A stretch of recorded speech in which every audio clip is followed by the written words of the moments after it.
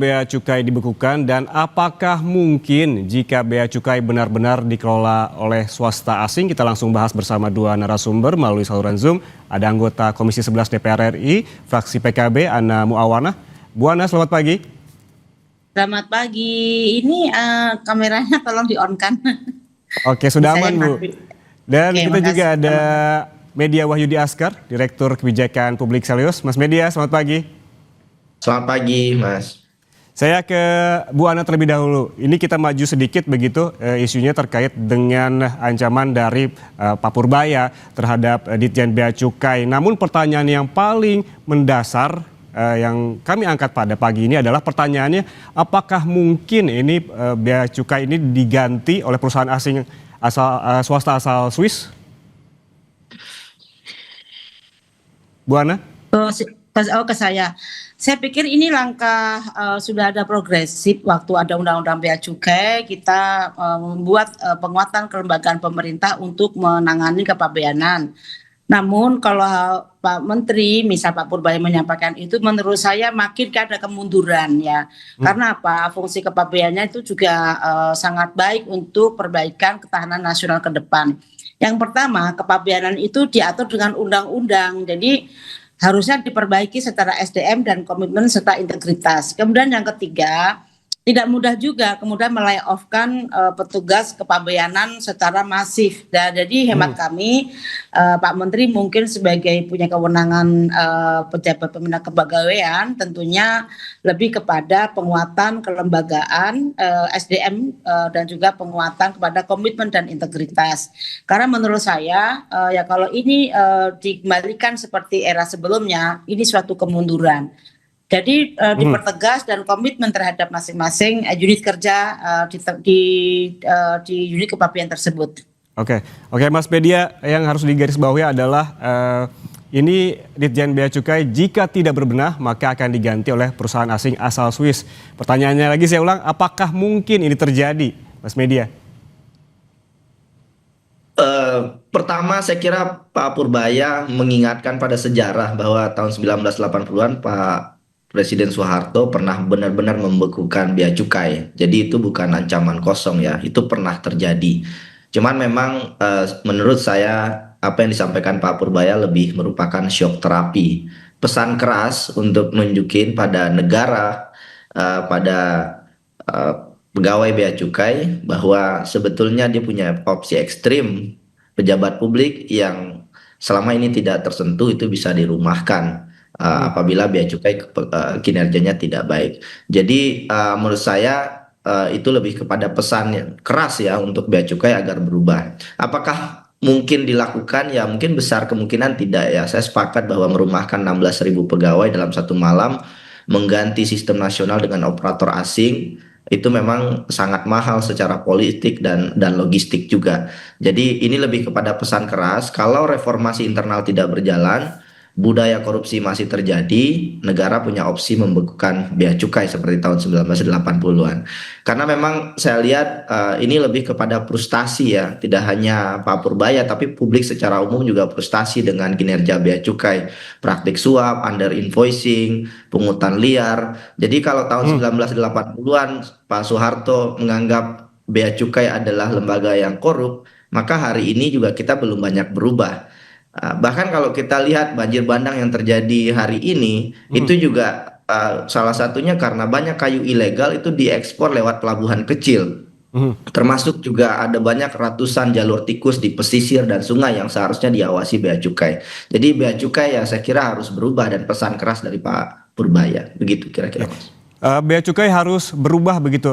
Apa yang Anda lihat saat ini dari kinerja Bea Cukai sehingga muncul ancaman dari Menteri Keuangan? Apa yang dilakukan hingga saat ini sehingga muncul ancaman itu dari Menteri Keuangan, Mas Media? Ya memang Pak Purbaya ingin mendorong perubahan pembersihan struktural ya, agar korupsi itu tidak terjadi, dan salah satunya tadi disampaikan lewat artificial intelligence. Tapi lagi-lagi saya ingin sampaikan bahwa korupsi itu terjadi bukan karena komputernya tapi karena manusianya. Jadi mau secanggih apapun teknologinya, tapi kalau manusianya lambat dan masih korup ya tidak akan berubah. kita mungkin bisa belajar dari Georgia ya. Jadi Georgia itu merumahkan pegawai bea cukainya di sana tahun 2000-an dan kemudian menggantinya dengan teknologi seperti yang diusulkan oleh Pak Purbaya dan sukses. Tapi kalau kita lihat mungkin contoh yang lebih relevan untuk Indonesia adalah Nigeria. Jadi di Nigeria juga melakukan hal yang sama, bea cukainya diganti dengan pihak asing yang pengelolanya, tetapi tidak membawa hasil karena akhirnya tetap korupsi itu tetap ada karena yang korupsi itu adalah manusianya. Jadi mau secanggih apapun teknologinya, kalau yang korupsi adalah manusianya, mentalitasnya bermasalah, itu juga tidak akan terjadi perbaikan. Jadi menurut saya ini bukan sekedar beli sistem yang canggih ya, tapi membangun integritas, merekrutmen ulang saya kira juga mungkin masuk akal opsinya, rotasi total, restrukturisasi kembali gaji, insentif, dan satu lagi mungkin hukuman dan aturan main yang jelas. Siapa yang kinerjanya tidak baik, ya dipecat begitu ya sesuai Oke. dengan aturan perundang-undangan. Mhm. Sama satu lagi menurut saya ada layer yang perlu dirubuhkan di bea cukai dan juga di banyak kementerian bahwa banyak pejabat eselon 1 yang secara umur sudah mendekati pensiun, tidak inovatif, bahkan sebagian juga kolutif. Mungkin itu bisa diganti dengan pegawai-pegawai yang lebih progresif ya, yang umurnya masih muda dan juga bersih dari konflik kepentingan. Begitu Mas Oke, kira-kira. Bu Ana bisa ditanggapi apakah ini juga cara agar bea cukai ini berbenah dan juga bersih-bersih begitu? Ya, yang pertama saya yakin Pak Menteri memberikan seperti shock terapi ya agar pegawai tersebut memiliki komitmen yang tinggi. Karena menurut saya sangat riskan sekali jika negara sebesar Indonesia ini, negara kepulauan, kemudian diserahkan kepada misal swasta dan itu juga misal asing dan seterusnya. Karena fungsi kepabeanan sangat potensial sekali, misal untuk ketahanan nasional, kemudian juga untuk ketaatan hukum dan juga untuk itu fungsi penerimaannya sangat masif di situ. Hemat kami Pak Menteri mungkin lebih pada fokus peningkatan SDM dan komitmen. Jadi hemat kami itu kurang tepat jika saat sekarang kita melakukan pembubaran kepabeanan kemudian digantikan dengan pihak-pihak yang justru komitmen tidak terikat dengan misal janji sebagai PNS, janji sebagai birokrasi dan seterusnya. Kemudian yang kedua mungkin nggak perlu dilakukan perbaikan di dalam BKN sendiri karena memecat PNS juga hal yang tidak mudah sehingga kalau ini dianggap sesuatu yang sangat riskan barangkali ada klausul tersendiri terhadap misal SDM kepabeanan itu mempunyai istilahnya lex spesialis di dalam peraturan undang-undang kepegawaian sehingga jika suatu ketika betul-betul dilakukan itu langsung bisa dilakukan punishment, tidak perlu peringatan, yang penting sudah ada rambu-rambu kemudian langsung diputuskan. Kemudian yang ketiga juga harus dukungan masyarakat, dukungan sektor swasta. Saya yakin dengan adanya banyak kebocoran potensi penerimaan negara karena kebocoran importasi juga tidak lepas dari peran swasta. Yang paling simpel adalah soal misal kepabeanan, soal misal dengan forwarder dan seterusnya. Itu sebenarnya gampang kok mengeceknya kalau mau. Bisa dilakukan day to day, kontrol dan seterusnya. Oke, baik. Lalu kemudian apabila betul-betul terjadi begitu di setahun kemudian Ditjen Bea dan Cukai ini dianggap tidak berbenah dan kemudian diputuskan untuk diambil alih oleh swasta, apakah cara kerjanya akan sama dan apa risikonya, Mas Media? Tapi tahan dulu jawabannya, sesaat lagi kami kembali tetap bersama kami di Kompas Bisnis.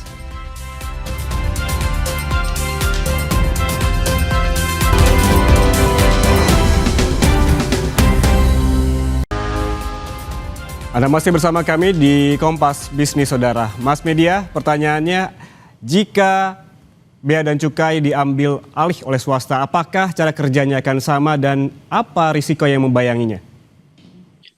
Ya, poin yang perlu dipahami oleh masyarakat, khususnya juga pengambil kebijakan adalah menyerahkan fungsi bea cukai ke swasta, apalagi asing kan bukan hanya soal efisiensi, tapi ada banyak risiko yang harus dihitung. Pertama yang pasti kedaulatan negara, karena bea cukai itu bukan sekedar kantor pungut pajak ya, tapi mereka penjaga pintu negara.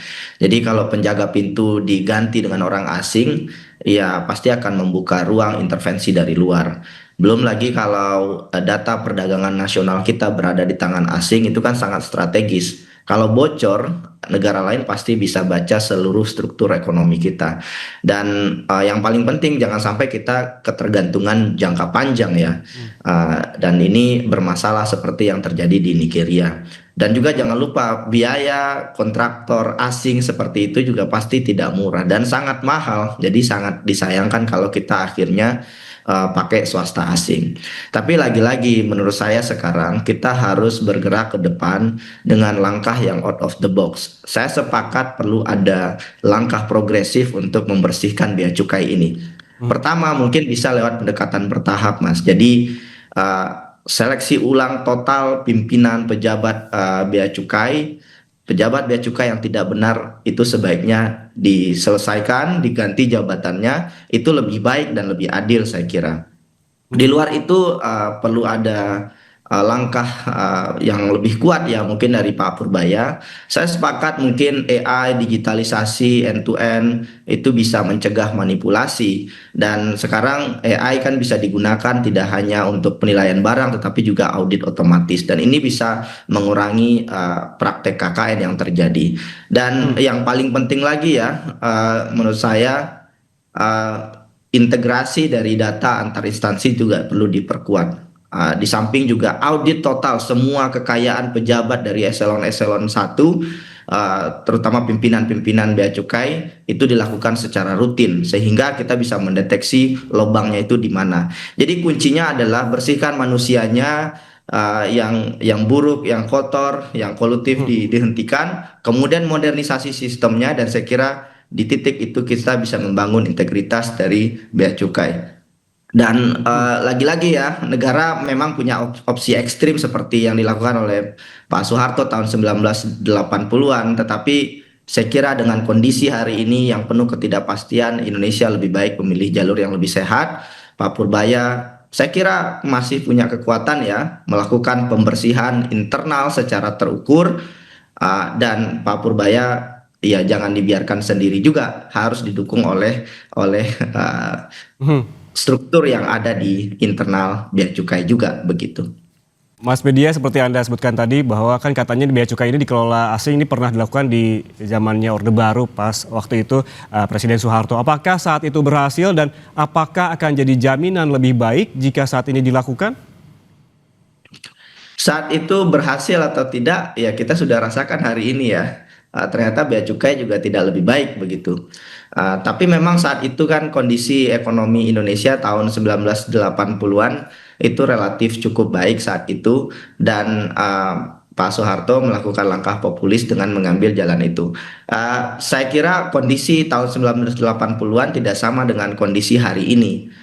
Seperti yang saya sampaikan tadi, di Nigeria itu lebih mirip dengan di Indonesia karena dengan kondisi bea cukai saat ini kalau kita melakukan melibatkan swasta asing itu malah lebih banyak cost-nya daripada benefitnya karena lagi-lagi tidak ada jaminan swasta asing kemudian bisa menghentikan semua praktek korupsi itu karena ya ada berapa titik pelabuhan, titik barang masuk ke Indonesia itu ada ribuan. Dan kalau kita menyerahkan semuanya pada kontraktor asing, pasti akan sangat mahal sekali. Jadi Oke. cost benefit analisisnya memang nggak masuk Mas untuk kondisi hari ini, begitu. Bu Ana, sebetulnya menurut Anda apa sih yang harus dimulai untuk membenahi Ditjen Bea dan Cukai ini? Tadi Mas Media sempat menyebutkan soal seleksi ulang pejabat Bea Cukai. Kalau menurut Anda mesti diawali dari mana dulu nih untuk membenahi Bea dan Cukai ini? Oke, Pak Purbaya selaku pemimpin di Kementerian Keuangan yang membawahi Ditjen Bea Cukai, beliau sudah memberikan statement ingin adanya GCG di Bea Cukai. Dan menurut kami bisa dilakukan mutasi maupun rotasi dari misal kementerian-kementerian yang lain. Tidak harus dari Bea Cukai naik ke atas, tapi bisa dilakukan dari kementerian-kementerian yang lain. Kemudian yang ketiga adalah budaya kerja ya menurut saya. Budaya kerjanya itu bagaimana siapapun di situ orangnya, tetapi kalau budaya kerjanya kurang baik dan tidak didukung dengan struktur di bawahnya, maka kurang efektif. Nah menurut hemat kami adalah pertama Kalau seleksi terbuka seleksi lagi itu kan nanti menambah lagi PNS yang ada di situ. Tapi lebih pada silakan di rotasi maupun mutasi lintas kementerian, lintas lembaga, lintas badan. Namun juga di tingkat laying-nya di misal eselon di bawahnya juga harus senantiasa mendukung pimpinan. Jadi lebih kepada memaksimalkan budaya kerja dan juga mendukung terhadap good governance-nya yang ada di Kepabeanan dan Cukai.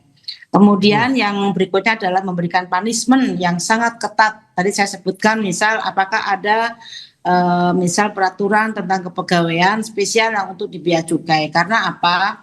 Bea cukai ini kalau dilihat dari kacamata fiskal policy kan seolah-olah ada kerugian negara secara materi. Tetapi kalau kita lihat dari ketahanan nasional, kita tinjau dari penegakan hukum, ini sangat-sangat mudaratnya sangat lebih dari sekadar fiskal. Maka harus benar-benar pribadi-pribadi yang mempunyai integritas lah yang ada di Kepabeanan dan juga Cukai.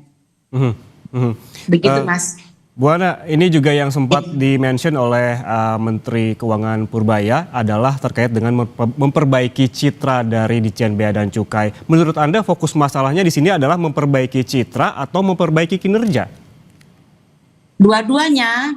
Jadi kalau kinerja sudah diperbaiki dan kemudian tanda kutip kebocoran secara fiskal tidak masif, kemudian juga terhadap ketahanan nasional. Contohnya misal begini, saya bicara ketahanan nasional itu kan menyangkut banyak aspek. Contohnya misal soal drug masuk, kemudian juga ada juga karantina di situ. Itu juga fungsi-fungsinya dari Kepabeanan. Nah, kalau kinerja diperbaiki, otomatis citranya akan membaik. Dan ini sudah kita lihat beberapa kementerian melakukan gebrakan-gebrakan tersebut. Menurut kami Bea Cukai memang Kepabeanan harus betul-betul mulai punya mindset cara pandang. Mas, mohon maaf ya, saya sedikit bercerita.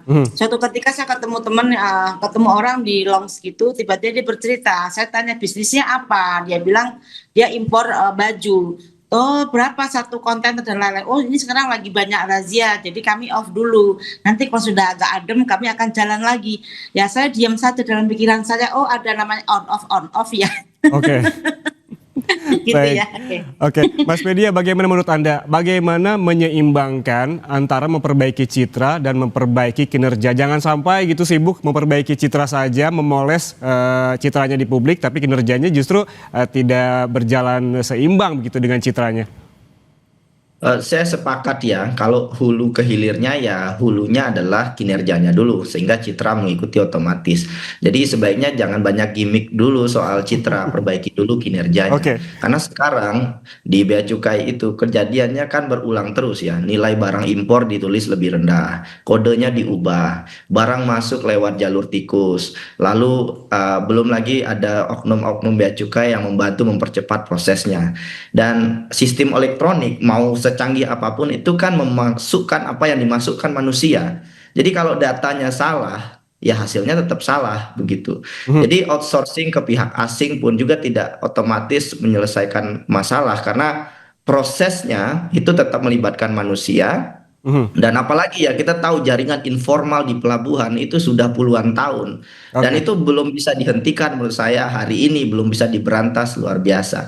Jadi teknologi itu penting AI seperti yang dimention oleh Pak Purbaya tapi kalau mentalitas pengawasan tidak berubah ya akhirnya prosesnya akan tetap seperti ini. Jadi kita seperti baik di permukaan sudah canggih di permukaan tetapi yang di dalamnya tetap korup gitu ya. Karena sistem mungkin bisa dibeli, kita beli sistem dari asing mungkin bisa aja gitu. Tapi integritas dan kepercayaan itu tidak bisa begitu Mas. Oke, Mas Media, menurut Anda, waktu setahun apakah cukup untuk memperbaiki citra dan juga sistem yang sudah berpuluh-puluh tahun terbentuk? 6 bulan mungkin bisa ya, kalau dilakukan dengan benar. Jadi tidak perlu 1 tahun. Jadi ya seperti yang saya sampaikan tadi, ikan itu busuk dari kepalanya. Jadi cek dulu kepala-kepalanya, ya, baru dari situ disisir ke bawah problemnya seperti apa.